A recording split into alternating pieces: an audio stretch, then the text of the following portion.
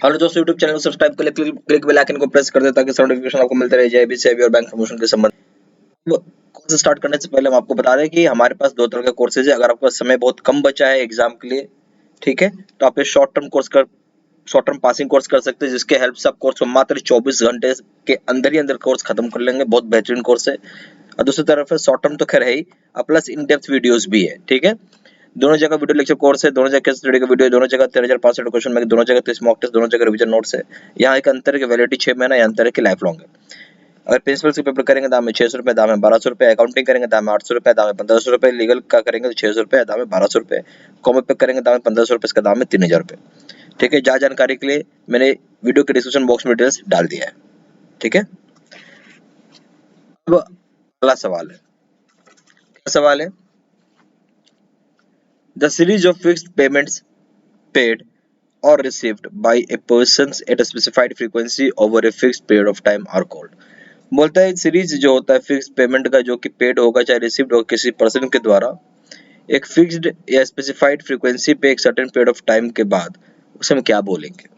देखिए समझिएगा क्या बोल रहा है। सीरीज ऑफ फिक्स पेमेंट हो रहा है, रिसीव होता है फॉर किसी इंसान को, एक फ्रीक्वेंसी है, ठीक है, और एक फिक्स पीरियड बना दिया गया टाइम का, उसी समय इसको रिसीव होगा। ए ऑप्शन उसको हम इंस्टॉलमेंट बोलेंगे, बी ऑप्शन हम उसको एन्युटीज बोलेंगे, सी ऑप्शन है हम उसको मैच्योरिटी पेमेंट्स बोलेंगे, और डी ऑप्शन है कि हम उसे सिंकिंग फंड्स बोलेंगे। देखिए एक फिक्स्ड पीरियड बताया गया ऑफ टाइम, तो फिक्स पीरियड ऑफ टाइम कहाँ हो सकता है? और कोई पर्सन रिसीव कर रहा है, पेमेंट क्या है, पेड हो या रिसीव्ड हो, कोई पर्सन कर रहा है, ठीक है। तो इंस्टॉलमेंट भी एक वही चीज होगा, बट उसमें क्या है कि आदमी खाली पैसा पे करता है, रिसीव नहीं कर सकता है। सिंकिंग फंड में होता है पेड और रिसीव्ड का कंसेप्ट है, तो सही ऑप्शन हो जाएगा डी, सिंकिंग फंड, ठीक है। Question number 2, which of the following formula for calculation of compounded interest is not matched. बोलते हैं इनमें से कौन सा ऐसा फॉर्मूला है जहां पे कंपाउंडेड इंटरेस्ट मैच नहीं होता है फॉर्मूला से? ए ऑप्शन है P 1+r is equal to calculation of annual compounding, B option है P bracket 1+r/4 is equal to calculation of quarterly compounding, C option है p1+r/2 for calculation of half yearly compounding, D option है p1+r/4 calculation of weekly compounding. अब शब्द क्या था? सही से match नहीं होता है, तो इसके सब सही ऑप्शन हो जाएगा डी। और एक्चुअली यहाँ पे जो ऑप्शन आपको दिया हुआ है ये थोड़ा सा गलत हो गया है, इसको सही ऑप्शन हम लोग मार्क कर लेंगे, वो क्या है? डी, ठीक है, डेट इज करेक्ट, ठीक है, ओके। क्योंकि वीकली में यहाँ 52 या 53 करना था, यहाँ पे r/52 या 53 होता है, ठीक है। Question number 3, a person invest in some money in bonds on which interest would be received by him on half yearly basis at the end of 6th month, such payment can be said to be। बोलता है कि कोई person है जो invest करता है कुछ पैसा बॉन्ड पे और उसको इंटरेस्ट मिलता है हाफ ईयरली बेसिस पे 6 महीना खत्म होने के बाद, इस तरह पेमेंट को हम क्या बोलेंगे? ए ऑप्शन है at the end of annuity, B option है at the beginning of annuity, C option है ऑर्डिनरी एन्युटी, डी ऑप्शन है सिंकिंग फंड। क्या होगा सही ऑप्शन? सही ऑप्शन हो जाएगा इसमें आपका सी, ऑर्डिनरी एन्युटी हम बोलते हैं इसको, क्या बोलते हैं? Ordinary annuity. Question number 4, to ensure that a company is following the accounting standards in India is the duty of which of the following। बोलता है कि भारत में जो कंपनी है वो अकाउंटिंग स्टैंडर्ड्स जो भारत की उसको फॉलो कर रही है, किसका ड्यूटी है? ए ऑप्शन है कंपनी मैनेजमेंट, बी ऑप्शन है company secretary, C option auditors of the company, D option all the above. सही ऑप्शन क्या हो जाएगा? सी, ये ऑडिटर का रिस्पॉन्सिबिलिटी है, auditor of the company. Question number 5, firm has been changing its depreciation policy after every 2 to 3 years, it is violating which of the following concept। बोलते हैं firm जो है अपना डिप्रिसिएशन पॉलिसी को change कर रहा है हर 2 से 3 साल पे, और ये वॉल्यूशन है, किस कंसेप्ट का वॉल्यूशन माना जाएगा? ए ऑप्शन है कंजर्वेशन कंसेप्ट, बी ऑप्शन है कंसिस्टेंसी कंसेप्ट, सी ऑप्शन है अकाउंटिंग पीरियड कंसेप्ट, और डी ऑप्शन है हिस्टोरिकल कॉस्ट कंसेप्ट। सही ऑप्शन हो जाएगा सी, अकाउंटिंग पीरियड कंसेप्ट का वॉल्यूशन माना जाता है। Number 6, which of the following is not correct in connection with bond. इनमें से कौन सी बात सही नहीं है बॉन्ड के संबंध में? ए ऑप्शन है bond is a negotiable promissory note, B option है bond rate of interest on bond is fixed and called coupon rate. Rate of interest क्या होता है बॉन्ड पर फिक्स्ड होता है, उसे हम कूपन रेट बोलते हैं। सी ऑप्शन है bond is redeemable any time, bond को आप किसी भी समय रिडीम कर सकते हैं।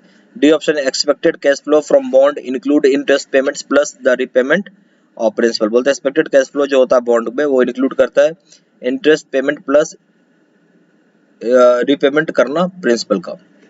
क्या होगा सही इस केस में? बॉन्ड एक नेगोशिएबल प्रोमिसरी नोट है। नेगोशिएबल का मतलब होता है ट्रांसफरेबल। नेगोशिएबल क्या मतलब होता है ट्रांसफरेबल। तो बॉन्ड कोई किसी तरह का ट्रांसफरेबल प्रोमिसरी नोट नहीं होता है, ये बात गलत है, यानी ए ऑप्शन गलत है। बाकी जो इसमें तीनों बात बताई गई है वो सही है, यानी रेट ऑफ इंटरेस्ट बॉन्ड में फिक्स्ड होता है, सब कूपन रेट बोलते हैं। फिर बॉन्ड को रिडीम कर सकते हैं कभी भी। और डी जो ऑप्शन बताया कि एक्सपेक्टेड कैश फ्लो जो होता है बॉन्ड में इंक्लूड किया रहता है interest payment plus repayment of principal. ठीक है। Number 8, which of the following statement is correct statements? इसमें से कौन सा स्टेटमेंट सही स्टेटमेंट है ये बताना है। ए ऑप्शन है where the required rate is equal to the coupon rate, the value of bond is equal to its par value। बोलता है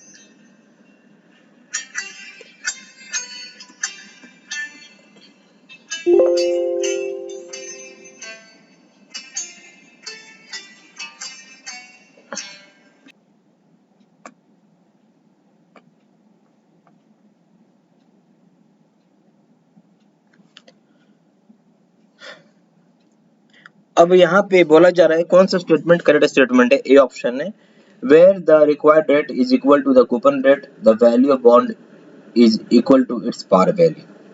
बोलता है जहाँ पे जो रिक्वायर्ड रेट होता है वो अगर इक्वल है कूपन रेट के तो वैल्यू जो होगा बॉन्ड का इक्वल टू पार वैल्यू होता है क्या।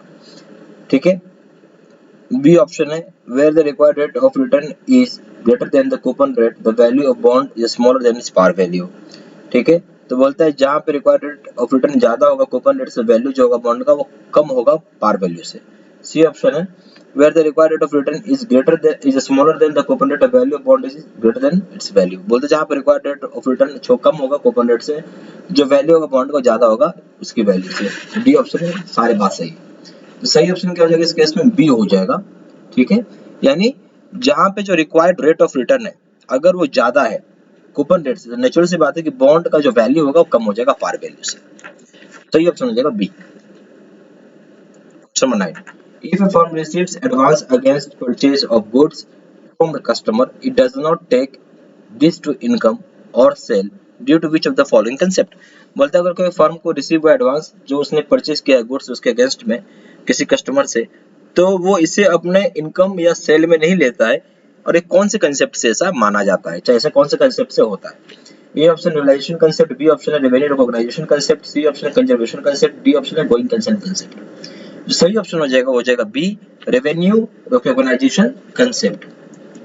ठीक है। Question number 10, the depreciation method in which depreciation is calculated on the principle that assets loses an equal amount of value every year। बोलते हैं डेप्रिसिएशन का कौन सा मेथड है जहाँ डेप्रिसिएशन को कैलकुलेट किया जाता है इस प्रिंसिपल के ऊपर जहाँ एसेट जो लूज करता है इक्वल अमाउंट ऑफ वैल्यू हर एक साल। ये ऑप्शन है return down value method, B option है sum of years method, C option है down declining balance method, D option है स्ट्रेट लाइन मेथड। आपकी समझ से क्या होगा सर सही आंसर? इसका जो सही आंसर हो जाएगा वो हो जाएगा B sum of years method इसका नाम है। Question number 11, which of the following event या transaction shall be recorded in the accounting book of a company। इसे बोलते कौन से इवेंट या ट्रांजेक्शन को record which of the following event या transaction shall not be recorded in the accounting book of a company। बोलते हैं इनमें से कौन सा इवेंट या ट्रांजेक्शन इसको रिकॉर्ड नहीं करने की जरूरत है अकाउंटिंग बुक जो कंपनी की होती है। ए ऑप्शन हो जाएगा compensation paid to a worker by the company for injury during duty hours. बोलता है किसी तरह का जो कंपनसेशन पेड किया गया वर्कर को कंपनी के द्वारा और काम करते समय जो ड्यूटी आवर्स में उसको कोई चोट पहुंच गया हो तो। B option adverse effect of performance of the company due to ill health of the managing director. बोलता है कोई एडवर्स इफेक्ट हो जाता है कंपनी की परफॉर्मेंस में और इसका कारण क्या है? मैनेजिंग डायरेक्टर की तबीयत खराब हो गई है। ठीक है, हेल्थ सही नहीं। सी ऑप्शन है write off account of a trade debtor who died after meeting an accident. बोलता है अकाउंट को राइट ऑफ कर जाता है ट्रेड डेब्टर का जहाँ पे कोई मीटिंग के बाद ट्रेड डेब्टर है उसकी अगर मृत्यु हो जाती है तो। D option all the above.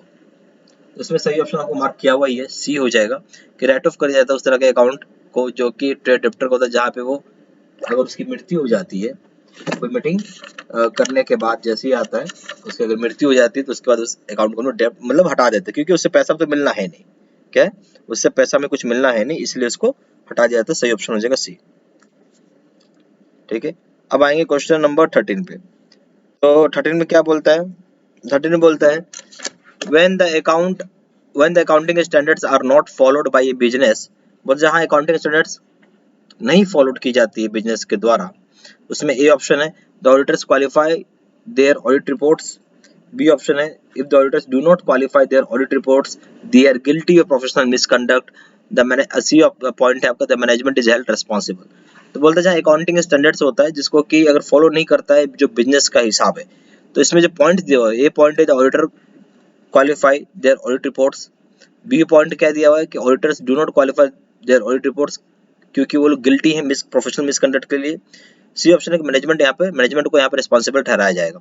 A option है A to C all correct, B option है A to C are correct, sorry B में क्या ऑप्शन है A and C are correct है, सी ऑप्शन में A and B are correct, D option है B and C are correct. तो सही option हो जाएगा डी।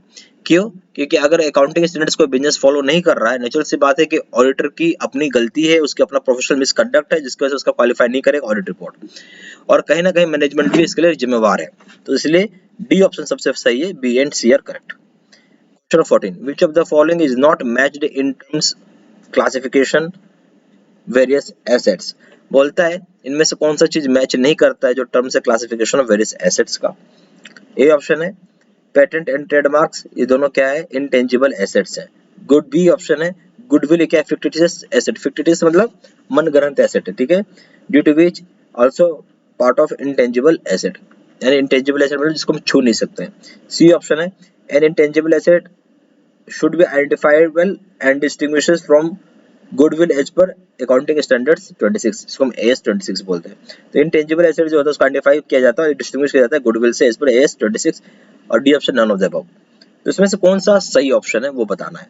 और यहाँ पे क्या बोला नॉट मैच्ड, शब्द को बहुत ध्यान से पढ़िएगा, बाकी सारे सही हैं, सिर्फ एक ही ऑप्शन इसमें गलत है वो बताना है।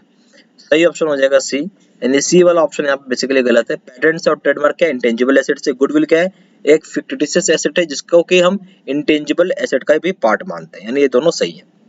ठीक है, खाली सी पॉइंट गलत था इसलिए इसको हम मार्क किया। Question number 15 the accounting equation assets is equal to capital plus liability is due to application of which of the following accounting concept. तो बोलता है जो अकाउंटिंग इक्वेशन होता है जहाँ assets is equal to capital plus liability बोलते हैं, ठीक है, ड्यू टू कौन सा एप्लीकेशन की वजह से होता है, चाहे कौन सा एप्लीकेशन मतलब हम करते हैं अकाउंटिंग कंसेप्ट का उसकी वजह से। ए ऑप्शन है business entity concept, B option है money measurement concept, C option realisation concept, D point है डुअल एस्पेक्ट कंसेप्ट। तो सही ऑप्शन क्या होगा वो बताइए। नेचुरल सी बात है डी ऑप्शन सबसे सही है, डुअल एस्पेक्ट कंसेप्ट इसका सबसे सही आंसर है। ठीक है, और हमारे पास अभी यहाँ पे जैसे जेबी का दो तरह का कोर्सेज, एक शॉर्ट टर्म पासिंग कोर्स है, अगर जहाँ पे एग्जाम के लिए बहुत कम समय बचा है, 2 दिन 3 दिन बचा है, तो ये बहुत बढ़िया कोर्स आप इसको पढ़ के पास कर सकते हैं। दूसरी तरफ है अगर वो समय कम हो और समय ज्यादा हो, दोनों के लिए कोर्सेज बनाए। शॉर्ट टर्म कोर्स है समय कम है और ज्यादा समय है तो आप इन डेप्थ वीडियोज भी पढ़ सकते हैं। दोनों जगह वीडियो लेक्चर कोर्स, दोनों जगह केस स्टडी का वीडियो, दोनों जगह 13,500 का क्वेश्चन बैंक है, दोनों जगह 30 मॉक टेस्ट, दोनों जगह रिवीजन नोट्स है। यहाँ जो वैलिडिटी 6 महीने का, यहाँ वैलिडिटी लाइफ लॉन्ग हो जाता है। प्रिंसिपल से करेंगे दाम है 600 रुपये, दाम है 1200 रुपये, अकाउंटिंग का दाम है 800 रुपये, दाम है 1500 रुपये, लीगल का दाम है 600 रुपये, दाम है 1200 रुपये, कॉपी पे करेंगे दाम है 1500 रुपये, इसका दाम है 3000 रुपये। ज्यादा जानकारी के लिए फोन भी कर सकते हैं, फोन नंबर हो जाएगा 4 × 9 685 दूसरा नंबर है 7827546946। आप वेबसाइट में जाकर ऑनलाइन ऑर्डर प्लेस कर सकते हैं, वेबसाइट हो जाएगा www.jibcibstudymetal.com, ईमेल आईडी हो जाएगा seatc913@gmail.com।